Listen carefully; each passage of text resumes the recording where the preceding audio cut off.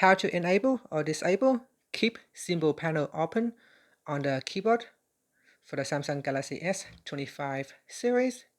First, tap on the home button to return back to the home screen.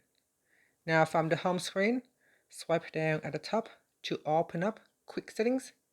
In here, tap on the settings icon. Then we scroll down, and from here, tap on general management. After that, we then scroll down and tap on Samsung keyboard settings. Next, scroll down. Then in here, tap on swipe, touch, and feedback. And from here, tap on keep symbol panel open.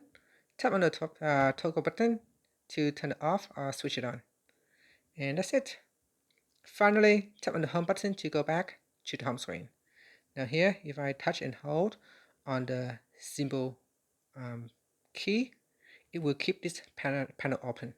And from here, you can relax. Plus dollar plus sign at question mark ellipsis ellipsis ellipsis. And from there, when you tap on something, it will read out.